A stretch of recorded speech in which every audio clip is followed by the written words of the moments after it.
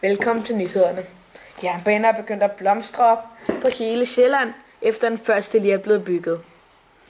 Ideen med jernbaner kommer originalt fra det gode land England, hvor alting er godt, og hvor hele landet nu er etableret med jernbaner. Nu skifter vi over til vores reporter, Thorkild. Tak, Bent. Jeg står herude i det grønne med en fattig bondepige, og hendes gård den ligger meget tæt på togstationen. Nå, Isma, hvad synes du om toget? Jeg synes, det er rigtig træls. Det søder, at det larmer for meget, og det gør min bondedyr rigtig urolig. Ja, hvad synes din familie om toget, hvis du har nogen? Jeg ved det ikke rigtigt. Ignorerer mig altid. Mine eneste venner, det er grisene ude i staden. Ja, det var ærgerligt. Og min far, han slår. Hvis der var noget, du kunne ændre ved toget eller togstationen, hvad ville det så være? Kunne tage den lidt tættere på gården til at køre forbi eller måske? Ja, det var rigtig synd. Det kan jeg desværre ikke gøre noget ved. Tak. Det var tusind tak, Isma. Tilbage til Bent.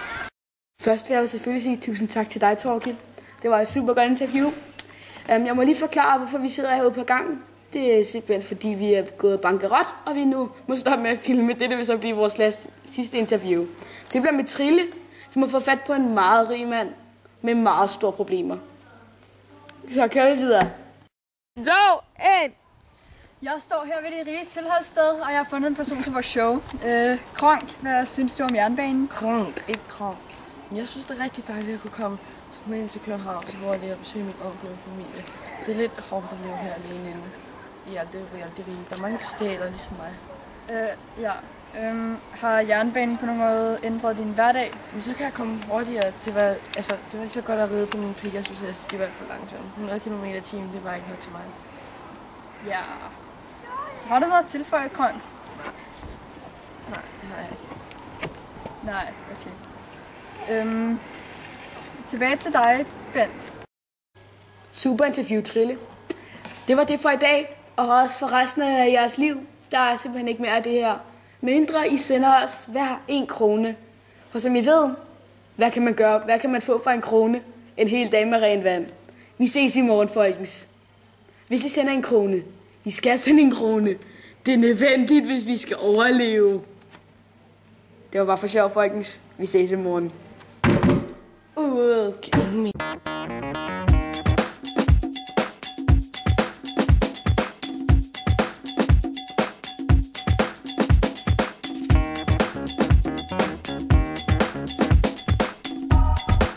Det var meningen. Kig i kameraet, kig i linsen, og han skal ikke kunne se det. Ideen kommer originalt fra England, hvor de allerede har sat hele landet sammen, undtagen den lille irriterende ø Irland. Nu skifter vi over til vores reporter, Thorkild.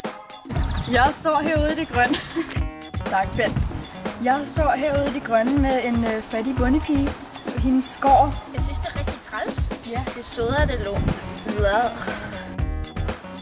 Ja, er vi begyndt? Det er så skægt. Du går med sådan til. Lad nu være, min filmer! Ja, den kører. Gør det nu? De her